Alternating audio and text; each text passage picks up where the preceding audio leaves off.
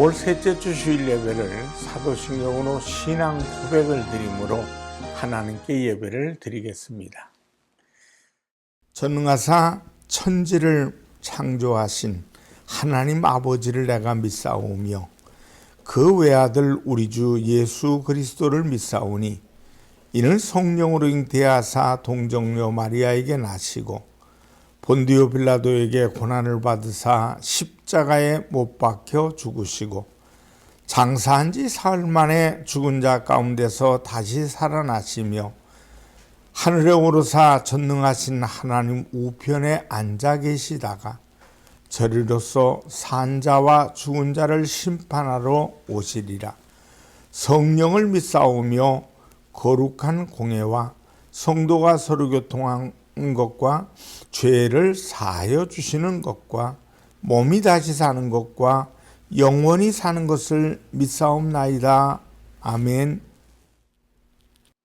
찬송가 340장으로 하나님께 영광을 돌리겠습니다.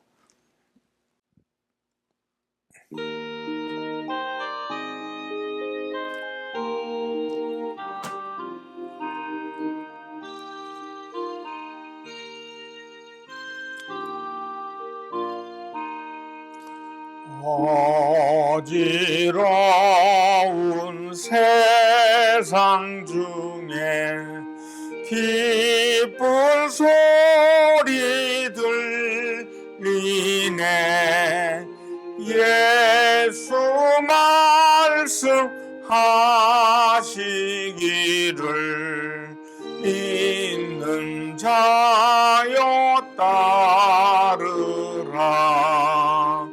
세상 헛된 신과 영화 모두 내어버렸네. 예수 친히 하신 말씀 날도 귀히 여겨라. 기쁜 때나 슬픈 때나 바쁜 때나 틈날 때 예수 친히 하신 말씀 날도 귀히 여겨라. 주님 크신 은혜로서 부름 듣게 하시고 복종하는 마음을 주사 따라가게 하소서. 기도하겠습니다. 하나님 아버지, 오늘 셋째 주 주일 예배를 하나님 앞에 영광을 돌립니다. 특별히 오늘은 우리의 영혼을 길러주는 주의 종들과 그리고 우리 자녀들 세상에 나가서 열심히 공부합니다. 가르치는 선생님들의 귀 여김을 받는 자녀들도 되고 또 우리 선생님들도 귀한 분들 됐사오니 주신 사명을 통해서 어린 자녀들 하나님 앞에도 영광이지만은 세상에서도 복된 자녀들 길러나가는 귀한 선생님들 되게 하여 주시옵소서. 오늘 말씀을 듣습니다. 말씀에 큰 은혜 되게 하시옵고 살아계신 주님을 만나는 시간, 살아계신 주님과 함께하는 시간 되게 하여 주시옵소서. 모두에게 축복하시옵고 예수님의 이름으로 기도합니다. 아멘. 하나님 말씀은 마가복음 1장 21절로 28절이 되겠습니다. 그들이 가버나움에 들어가니라. 예수께서 곧 안식일에 회당에 들어가 가르치심에 무사람이 그의 교훈에 놀라니 이는 그가 가르치시는 것이 권위 있는 자와 같고 서기관들과 같지 아니함이로라. 마침 그들의 회당에 더러운 귀신 들린 사람이 있어 소리질러 이르되 나사렛 예수여, 우리가 당신과 무슨 상관이 있나이까? 우리를 멸하러 왔나이까? 나는 당신이 누구인 줄 아노니 하나님의 거룩한 자니이다. 예수께서 꾸짖어 이르시되 잠잠하고 그 사람에게서 나오라 하시니 더러운 귀신이 그 사람에게 경련을 일으키고 큰 소리를 지르며 나오는지라. 다 놀라 서로 물어 이르되 이는 어찌미냐? 권위 있는 새 교훈이로다. 더러운 귀신들에게 명한즉 순종하는도다 하더라. 예수의 소문이 곧 온 갈릴리 사방에 퍼지니라.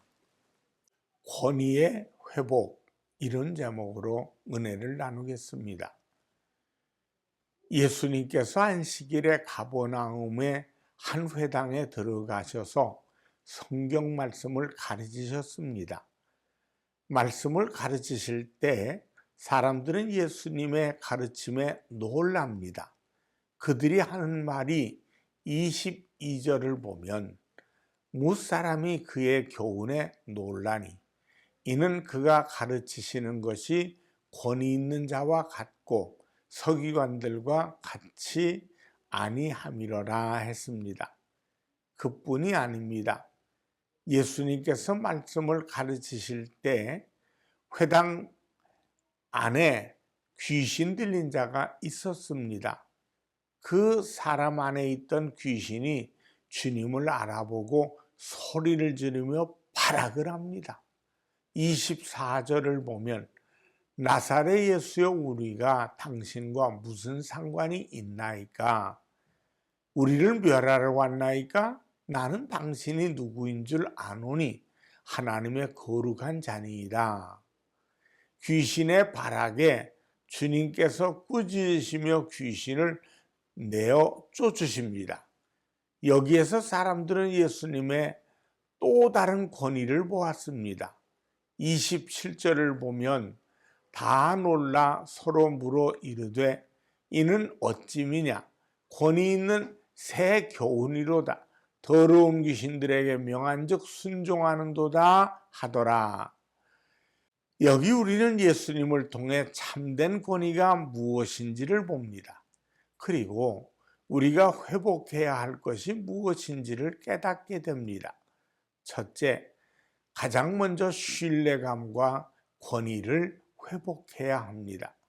신뢰는 모든 면에서 굉장히 중요한 부분입니다. 진실을 아무리 외쳐도 신뢰가 떨어지면 사람들은 받아들이지 않습니다. 아무리 훌륭한 말일지라도, 아무리 놀라운 사실일지라도 신뢰가 무너지면 믿어지지 않습니다. 예수님은 신뢰의 권위를 가지고 계셨습니다.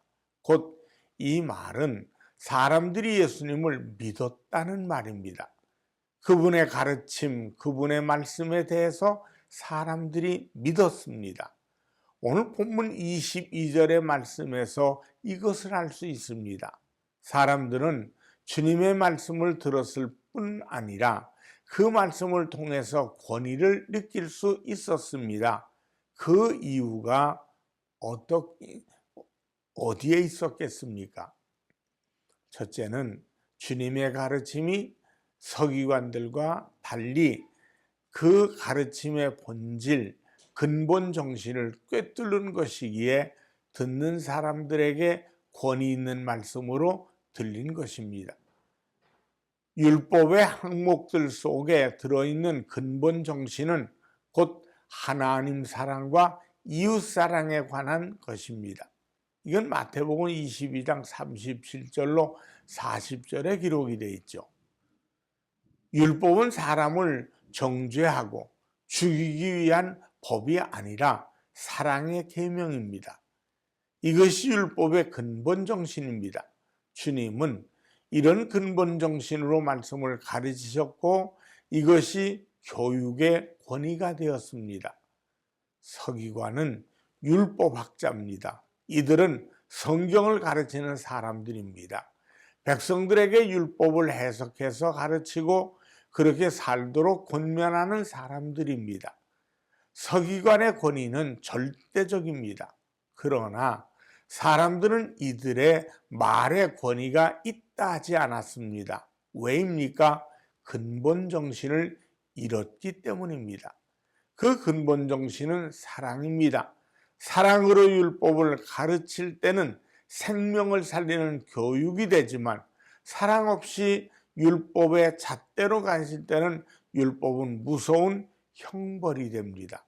여기에 감동과 사랑을 느낄 수 없습니다.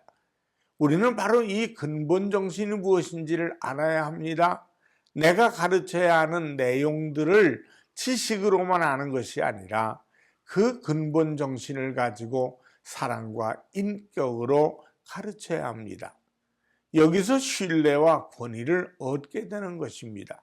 만일 학생들이 선생님이 나를 사랑과 인격으로 대해준다고 생각하고 마음으로 신뢰한다면 선생님의 교권이 땅에 떨어졌을까요? 대한민국 교권의 문제는 비단 학생들만 문제가 있지 않습니다. 사실 자격이 없는 선생님들도 있습니다. 정말로 못된 선생님. 이번에 어린아이를 살해한 선생님을 볼 때 참 못된 선생님인 것도 압니다. 애들을 가르쳐서는 안 될 선생님인 것이 분명합니다. 그런 선생님 때문에 학생 가운데서는 평생 상처를 안고 살아가는 경우도 아주 많습니다. 제일 사항은 신뢰, 권위입니다. 이것은 제자를 향해 사랑의 바탕에서 출발한다는 사실 잊지 말아야 할 것입니다. 또 하나 중요한 것은 그분의 말씀이 곧 삶이 되셨다는 점입니다. 바리새인은 경건한 무리들로 백성들에게 인정받는 사람들입니다. 이들은 11조, 금식, 기도, 구제 생활 등을 합니다. 경건한 무리들이었습니다. 그러나 이들은 예수님으로부터 심한 질책을 받습니다. 왜냐하면 그들의 외식 때문이었습니다. 한마디로 겉과 속이 다르다는 얘기입니다.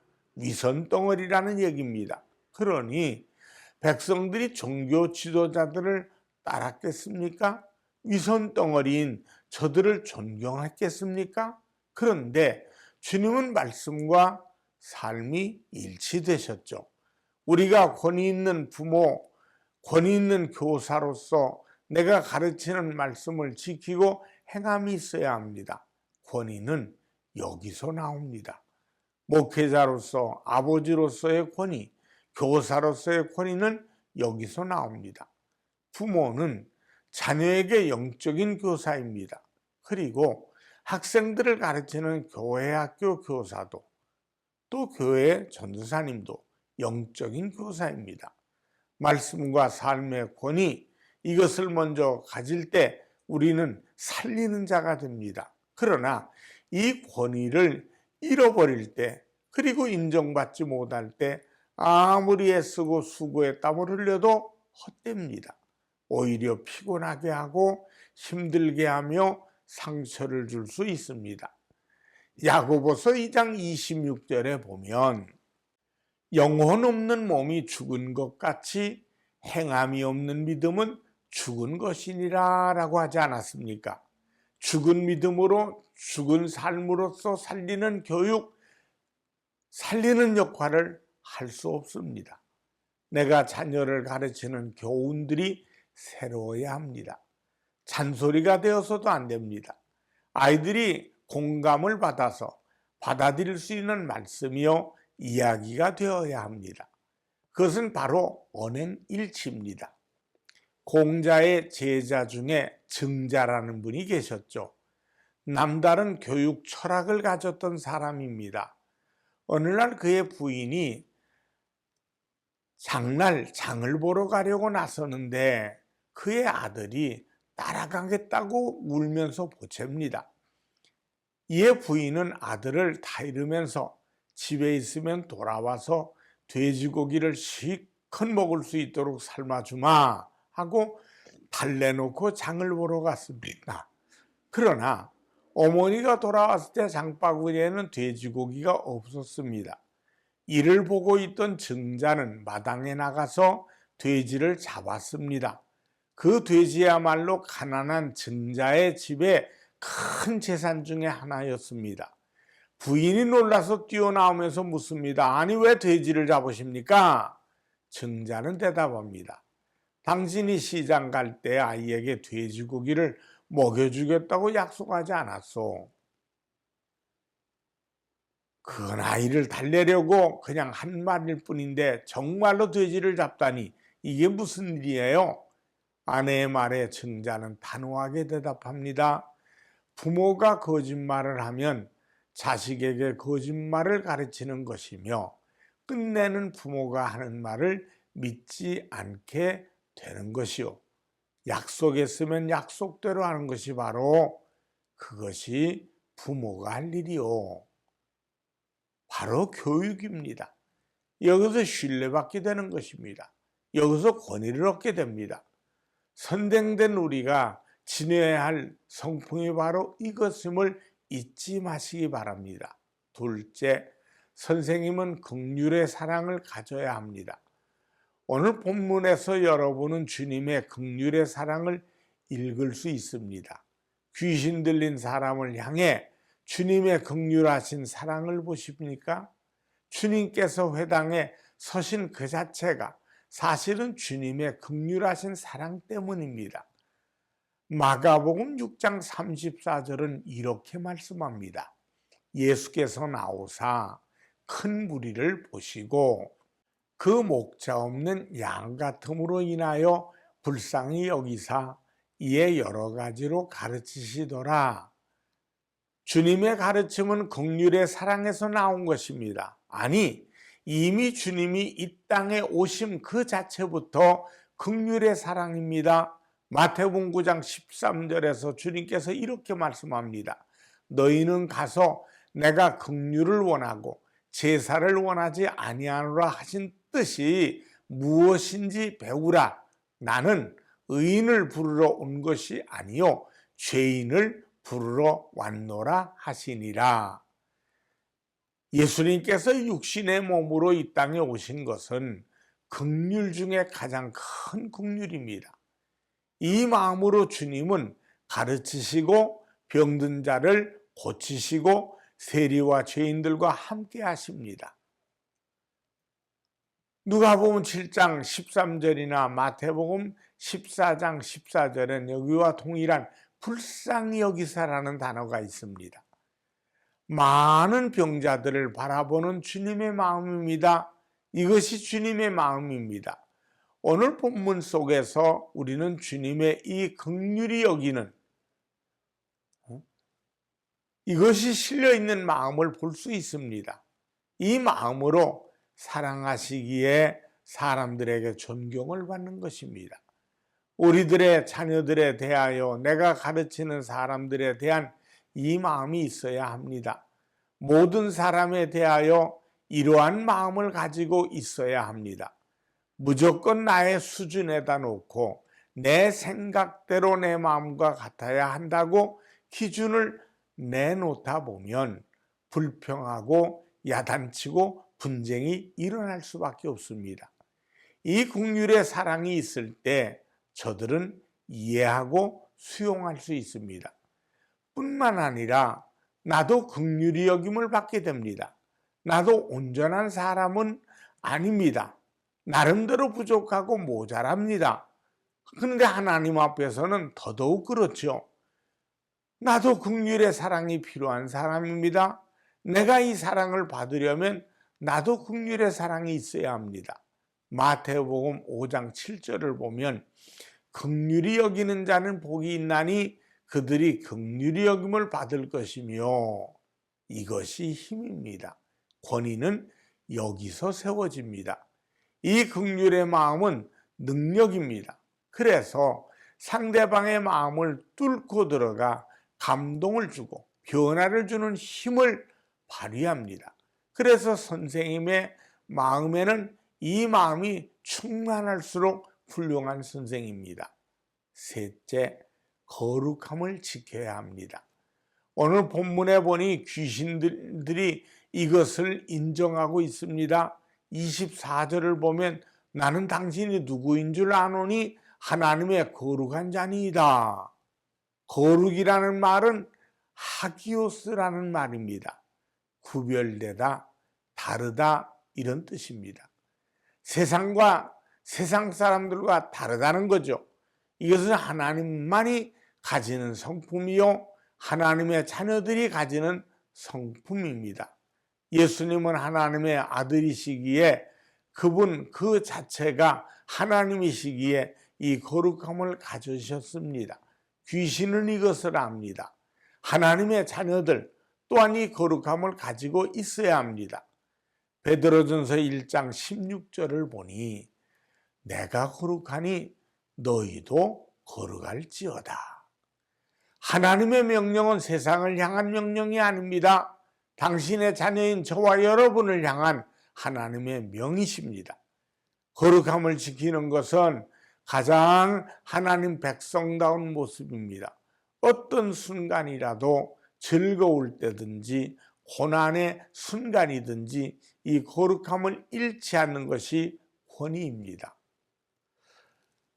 욥은 축복의 나날이었을 때 자녀들이 생일을 당하거나 잔치할 시간이 있었을 때 그 아들들을 위하여 항상 번제를 드렸습니다.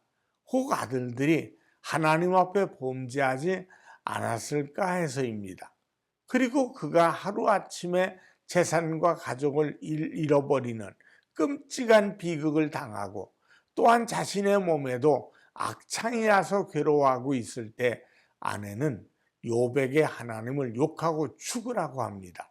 그럼에도 불구하고 욥은 자신의 신앙을 흩뜨러뜨리지 않고 이렇게 고백합니다. 욥기 1장 21절에 보면 이르되 내가 모태에서 알몸으로 나와 싸운즉 또한 알몸이 그리로 돌아가올지라. 주시니도 야훼시오 거두시니도 야훼시오니 야훼 이름이 찬송을 받으실지니이다 하고, 중요한 것은 내가 믿는 사람으로서 무엇이 다른지를 말할 수 있어야 하고 그것을 보여주어야 합니다. 이것이 믿는 자의 참된 권위입니다. 사랑하는 성도 여러분, 오늘 우리는 부모로서 그리고 선생으로서 인생의 선배로서 자녀들 앞에 학생들 앞에 서야 합니다. 그들을 가르치고 그들을 세워야 합니다. 그러기 위해서는 주님의 이 모습을 배워야 합니다. 말씀의 근본 정신을 우리가 알고 그 말씀을 지키고 행함으로 신뢰를 회복하고 긍휼의 사랑, 거룩함, 나아가 영적인 권위를 통하여 나의 나됨과 부모됨, 교사로서의 권위를 회복합시다. 그리할 때 우리의 교회는 살아있는 교육의 현장이 되고 우리가 가서 가르치는 모든 장소에서 산교육을 통해 이 사회를 밝게 만들어 나가는 삶을 살게 될 것입니다. 우리는 모두가 선생입니다. 부모로서의 교사요, 직업으로서의 교사요, 그리고 교회에서 영적인 교사, 이 위치에서 이제 여러분은 권위 있는 자가 되어 말씀과 삶을 가르치는 참된 목자가 되시기를 주님의 이름으로 축원합니다. 기도하겠습니다. 하나님 아버지, 우리 선생님들의 애씀을 기억하는 우리가 되게 하시고 우리 또한 자녀들을 가르치는 선생으로서 그리고 우리와 만나는 모든 사람들에게 삶을 통해 그리스도를 전하는 영적인 교사로서 아름답게 복되게 하나님 늘 본이 되는 권위 있는 선생의 삶을 살게 하여 주시옵소서. 특별히 우리 아들들, 우리 딸들, 우리 손주들 초중고등학교, 대학교 우리 교사 선생님들에게 힘을 주시고, 그리고 이를 이끌어 나가는 문교부 자체, 교육부 자체도 정말 어떻게 나가야 될 것인가 지혜를 얻게 하시되 하나님께 인정받는 물론이요, 가르치는 학생들의 본이 되는 지도자들 되게 하시고, 또 선생님들에게도 인정받는 우리 모든 지도자들 되게 도와주시옵소서. 권위를 회복하게 하시고 세상에 살아가는 동안에 하나님의 영광을 드러내게 만들어 주시옵소서. 예수님의 이름으로 축복하며 기도드리옵나이다. 아멘. 헌금을 위해 축복합니다. 하나님께 정성껏 믿음의 씨앗을 심었습니다. 주일, 감사, 선교, 건축, 하나님의 것을 구별한 11조, 각종 예물에 하늘의 복과 땅의 복을 받는 밑거름 되게 하여 주시옵소서. 나눠주는 자, 구워주는 자 되게 하시옵소서. 특별히 하나님을 사랑하는 자가 받아야 될 축복을 언제나 이웃을 사랑하는 우리의 손길로 살아가게 만들어 주시옵소서. 예수님의 이름으로 축복하며 기도드리옵나이다. 아멘. 축도하겠습니다. 지금은 우리 주 예수 그리스도의 은혜와 하나님 아버지의 무한하신 사랑하심과 성령 하나님의 충만 교통하심이 예배드리며 영광들을 모든 이들에게 이제부터 영원토록 함께 하시기를 간절히 축원하옵나이다. 아멘.